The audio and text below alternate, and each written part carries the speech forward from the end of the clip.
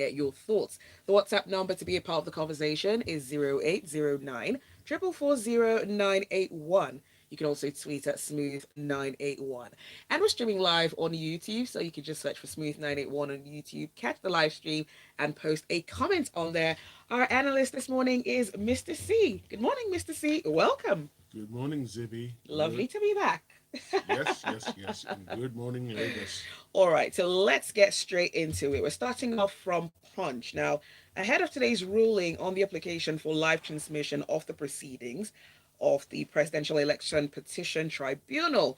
Now, there's been a sort of disagreement between the parties over the need for this hearing to be broadcast by the media. Now, the PDP and the LP say certainly this would remove any doubt about transparency, while the APC on the other part says it would not advance the course of justice. Okay, so thank you, Zibby. So let's walk back very quickly. In the aftermath of the elections and the general and some disquiet and discontentment with the results that were declared, Mm. the party that was declared the winner did say on repeated occasions through its representatives that anyone who was aggrieved with the results declared should go to court. The aggrieved parties are now in court. Now, Nigerians must understand how the court system works. Nigerian courts are public places. So, what that means is any Nigerian citizen can walk into a court, sit down, and watch and observe proceedings. He does not need or she does not need to have any connection to the parties or know any of the lawyers. And the only caveat there is you will conduct yourself in line with the rules and procedure of the particular courtroom. So if the particular courtroom prohibits the use of mobile phones, you wouldn't use a mobile phone whilst in that courtroom. And you would not clap, you would not sing, you would not jeer, you would not dance. Now, having said that, election petitions have started. Now, the PDP and then the LP have both filed separate applications but with the same prayer that the proceedings be televised. Not surprisingly, the APC and INEC are opposed to the application. You said not surprisingly. Yeah, well, not surprising because when you read the grounds for the objection, you can understand where they're coming from. Now, through their lawyers, they have said that it would turn the courtroom into a stadium, a spectacle for social misbehavior, and that it will set a bad precedent. Now, I'm a bit confused, right? Because when COVID hit, I know for a fact that courts in Nigeria started virtual proceedings. And the virtual proceedings, you log in and you can talk to the judge via Zoom. Now, if Nigerian courtrooms are public places, this is a matter that affects every single Nigerian, not just the politicians. Now, if the courtroom were big enough, a lot more Nigerians will be able to get it. Why is there a desire or an inclination to prevent as many people as possible from watching the proceedings? They've also claimed, the APC and the INEC lawyers have also claimed it will put the judges under immense pressure and the lawyers. Now, the lawyers are already under immense pressure because they have to properly represent before the tribunal the respective cases of their clients. Now, the judges are also under scrutiny because Nigerians are waiting to see how they will administer this petition, how they determine the petition, how they will receive the evidence, how they will decide the issues. So the judiciary, in a sense, is already on trial, whether or not it's publicized. But I dare say that given the notice that came out towards the end of last week, that starting from today, mobile phones and devices which were not clearly spelt out would not be allowed into the Presidential Election Tribunal. It would appear that if a ruling comes that they're tempted or inclined to rule against televising the proceedings, now that would be a big shame. Are there any possible cons of having this broadcast live? So, off the top of my head, I can't think of any cons because let's look at it. Assuming the order is granted, the cameras will set up in a particular location. Nobody's going to be making noise. When arguments are going on, nobody's going to be jumping up from the public gallery and clapping and saying, right on, or that's a correct point, or what are you Hmm. doing? No. So there's decorum in the courtroom. Yes, it's not a popular order to make, and they fear that if it's applied to the Presidential Election Tribunal, then the same measure might be applied or could be applicable to the state election petition tribunals, and I dare say even the legislative election tribunals. Now, if there's nothing to hide, if you have nothing to hide, you have a solid case, by all means, let the proceedings be televised. Because I'll tell you what, the Nigerian population gains. Why do I say that? A lot of people who do not understand how the electoral process, the election petition process works, by merely tuning in and watching, they'll become enlightened because there's only so much you can do when you speak about it theoretically. But when they see it being practically done before their very eyes. Is there a valid concern that perhaps maybe people involved in the proceedings, maybe witnesses, maybe even judges and lawyers, could actually find themselves in situations where they could be attacked away from the courtroom for their positions? Okay, so we can't rule that out because not every human being is reasonable or logical. However, even if you don't grant the application, if people are determined to foment mischief, foment violence, they will still do it. And that's the simple truth of the matter because they will have an idea, okay, party A is calling its witnesses today. So anyone who wants to foment trouble, all the person has to do, all the people have to do is wait outside the courtroom. Hmm. So that doesn't solve anything, but we're at a point where we cannot afford to get it wrong any further in this country. There is nothing to be lost in televising the proceedings. If everybody is above board and we're all playing by the rules, by all means, televise the proceedings. All right, let's go on to the messages. The WhatsApp number is 0809 444 Tayo says the National Industrial Court allows for public access through Zoom. This position by the Supreme Court against televising is just not necessary. Well, that ruling hasn't been done yet, has it? Which one? No, so the first ruling on the PDP application is to be delivered today. Mm-hmm. I'm not sure when the LP application will be delivered, but I don't see them refusing the PDP application, then granting the LP application because they're both saying the same thing. Right. And let's see. This one is from Yinka. Yinka says, Decorum, how about we ask those that took the cap off the head of someone? Last I checked, from 1999 till 2014, presidential elections under the PDP have been contested. Now, was any of these televised? The news media is allowed, so they can report. What we saw that was done to a certain gentleman inside a court was interesting. So rather than emotionally blackmail the court, aggrieved parties should work on their facts. And this one is from Yemi. Yemi says, I'd like to pitch my tent with APC and INEC here on airing the court proceedings as regards the tribunal. If we do this now, we set a judicial precedent we may not be able to sustain. This is not good for the current state of our democracy. And he says, God bless Nigeria.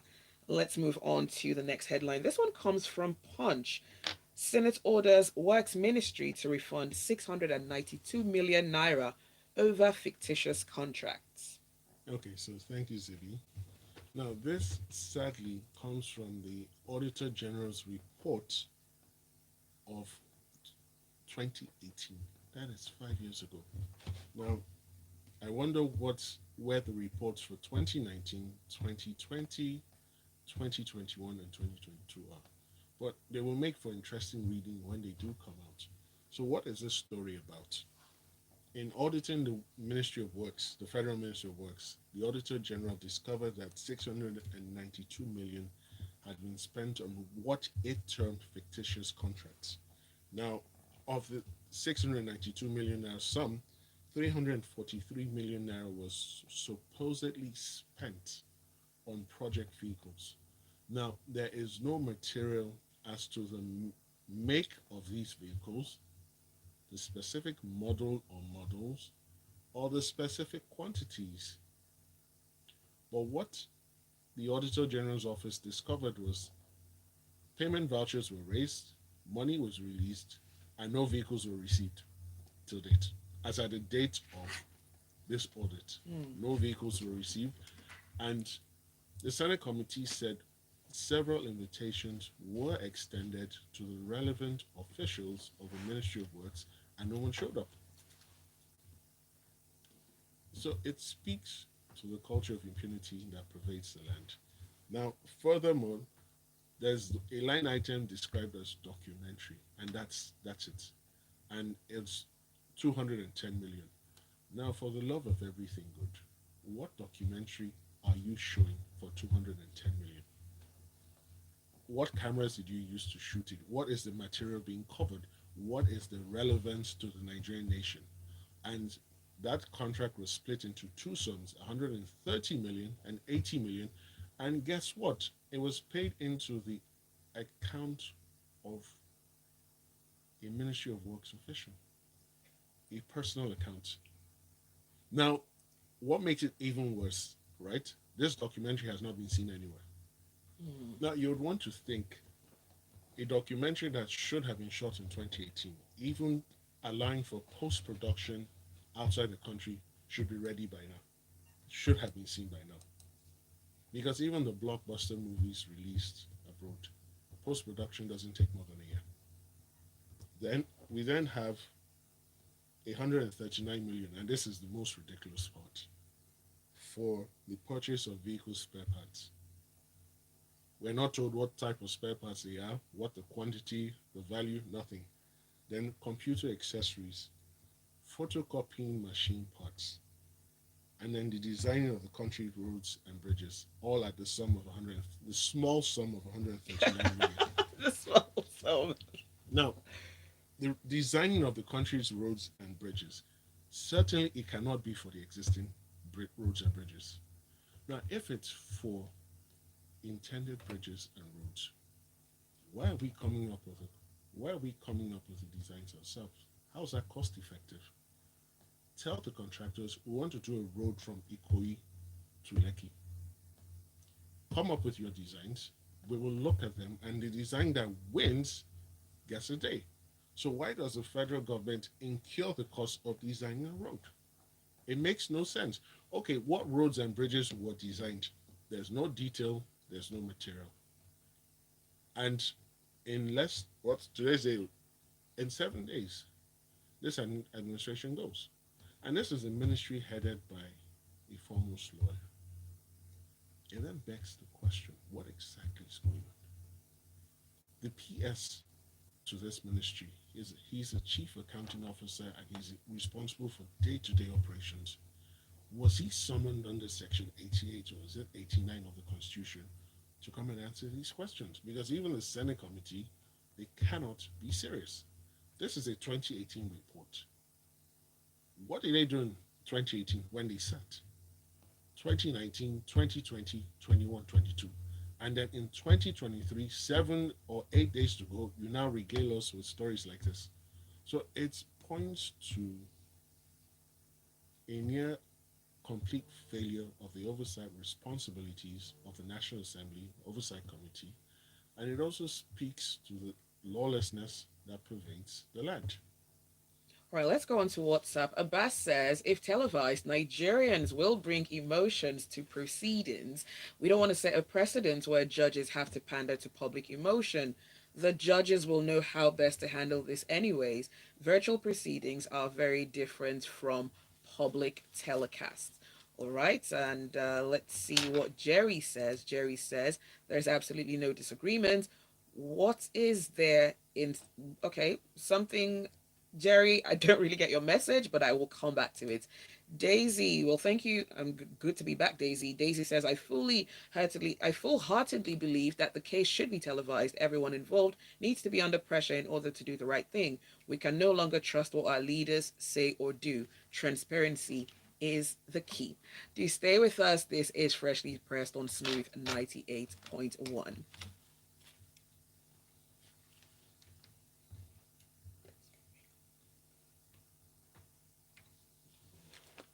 What is going on? Why am I not hearing that playing out? Enter with your change o because How me I did no that sabi happen? marry person o. That is weird. No dara tiwaju. Ah, shey I don tell you before say I no get change. Which one be all this one na?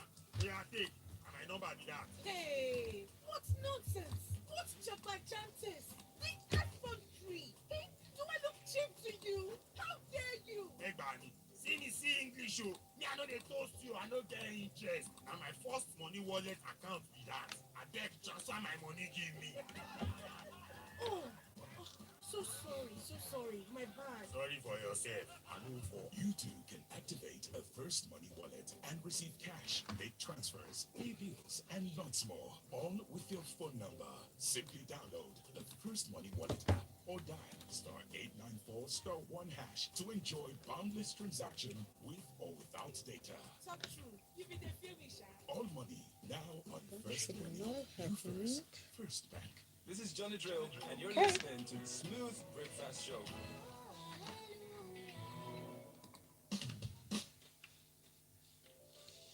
This is Freshly Pressed on Smooth 98.1. We're looking at the news stories. Our analyst this morning is Mr. C and would love to get your thoughts. The WhatsApp number is 0809 440 and you can also tweet at Smooth981. And don't forget, we're streaming live on YouTube as well. You can catch the live stream. It's Smooth981. And post your comments as well. All right, so let's move on to this article coming from The Nation. Now, the president of Nigeria and five other African presidents are set to inaugurate the Dangote refinery. Now, the presidents of Togo, Ghana, Senegal, Chad, and Niger Republic are expected. The president elect is also expected to be at the inauguration. Okay, so this is really a straightforward story. Finally, we get to the day the Dangote refinery will finally be commissioned. It's been a long day in the making, and after several delays, we're here now. So, five foreign heads of state are already in the country and are expected to be at the venue, along with the present president and the incoming president. And they will jointly commission the refinery, which is the single largest train refinery in the world. And this is the refinery that is expected to begin to transform Nigeria's fortunes, especially in oil and gas, and help to sort out the provisions of supply to meet our daily domestic demand for petrol. So, interesting days ahead, and yes, there will be a bit of traffic on the Lekki Epe Expressway. So, as much as possible, we advise people to plan their movements in line with the Lagos State advisories that came out last week. So, this should be a game changer, and we wait to see what happens after it's been commissioned, because it has the capacity to create hundreds of thousands of direct jobs and indirect jobs, which then contribute to the economy of the country. And then Nigeria can start to earn, actually, yeah, Nigeria will earn some foreign exchange, and then the owner of the refinery will also earn a good sum of money. So let's see how this plays out. But let's even get the commissioning out of the way. All right. A message from JP, and he says, it's amazing how theft happens in MDAs at will with no consequences. Despicable. Thanks, JP. I'm glad to be back. Tolu Ehe says the intention or suggestion for live telecast is good, but it may not yield the aim. And Gary Newton says, let the proceedings be televised. Are they planning to rule Nigeria in secret? And a message here from Sheyi. Sheyi says Kenya has a live telecast of its election tribunal. Let's move on to Daily Trust. Now, the United Kingdom is set to announce new restrictions that could stop Nigerian students and other international students studying in the UK from traveling with their families.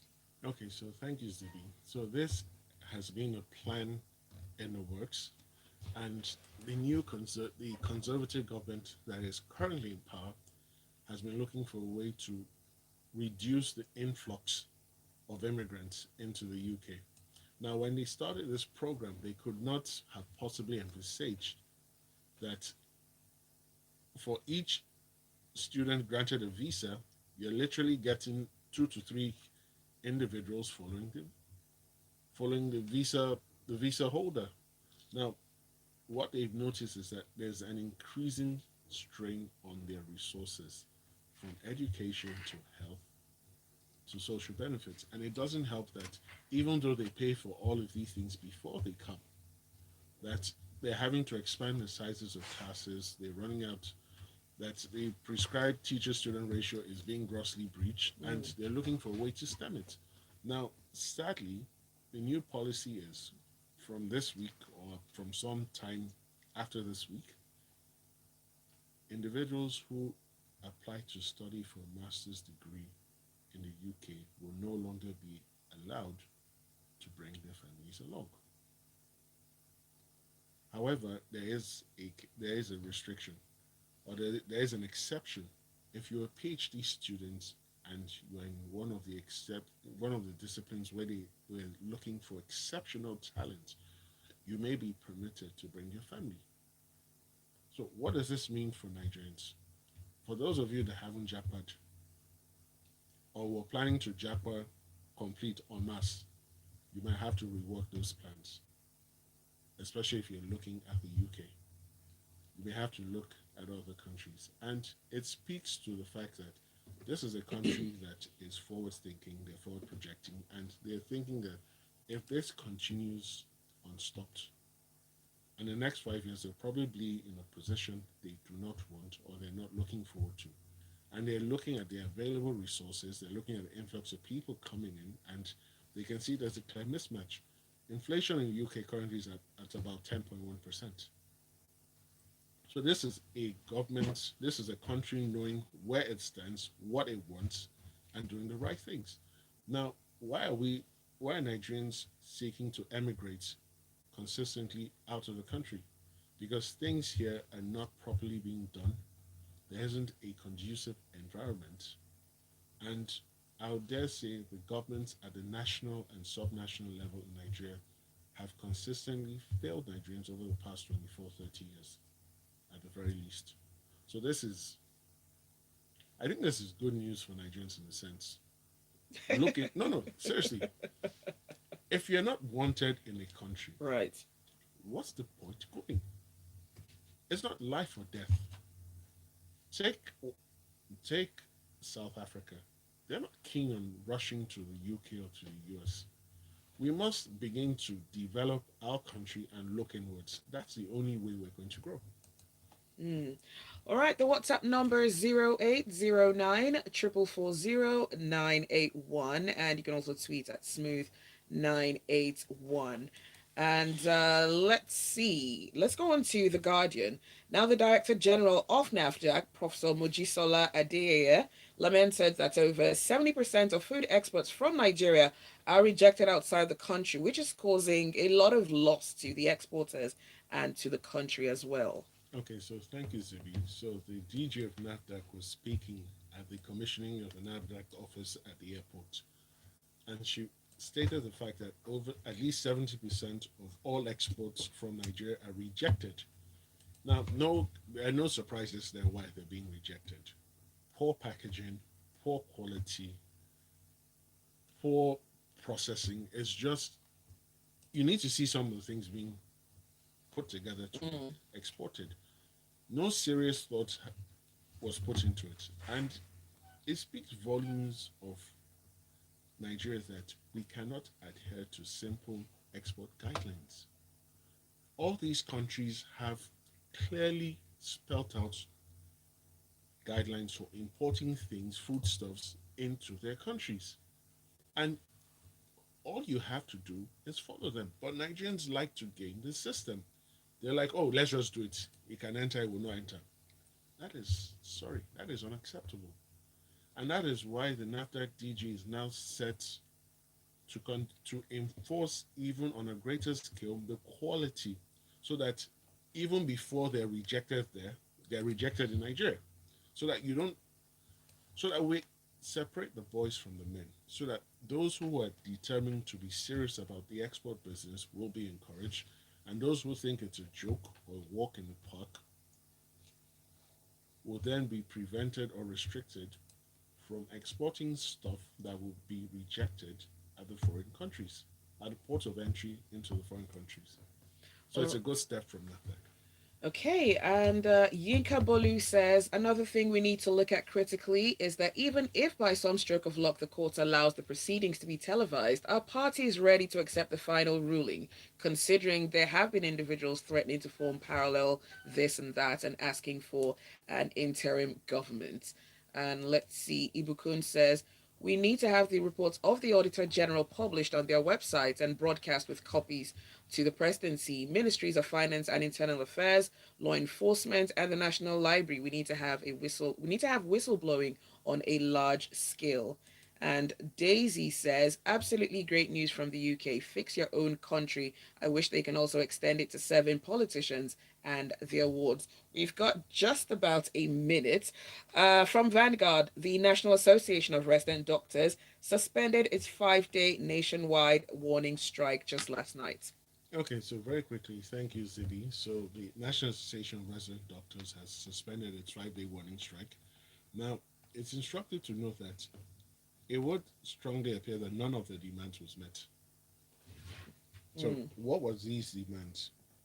They asked for immediate infrastructural development in public hospitals, then a subsequent allocation of at least 15% of the total budget to health in line with the Abuja Declaration in 2001, an immediate increment in the consolidated medical salary structure to the tune of 200%. So it's a 200% increase in salaries, and an immediate massive recruitment of clinical staff in hospitals, an abolishment of the bureaucratic limitations to the immediate replacement of doctors and nurses who emigrate to other countries. Now, we don't need a soothsayer or an oracle to tell us that Nigeria cannot afford a 200% pay increase for any type of worker. It's not happening. Two, if we follow precedents from 99 to date, the health sector has never gotten 15%. And there's nothing to suggest that is going to change anytime soon. Now, you say massive employment of people to replace the doctors and nurses who've left. First of all, you have to have the pool who are willing to join the service. Then you have to find the money to pay them. So these are two moving parts that I'm not sure we have the resources for. And it's a good thing they suspended it. Let them go and re strategize and find another way out, because strikes cannot be the only way to go about it. Rather, why don't they come up with clear blueprints, proposals on how to drag in the private sector so that the private sector will drive the health sector? All right, we're out of time, but I'll read one more message. DG says, why not partner with the countries to process and package exports rather than doing it yourselves? This way, you are sure of compliance with the country's rules and regulations. Well, that is all the time that we have for Freshly Pressed this morning. Thank you for your messages. Thank you for listening, really. And special thanks to our analyst, Mr. C, as well. You're welcome. Do stay with us. There's a lot more to come on the Smooth Breakfast. First, then.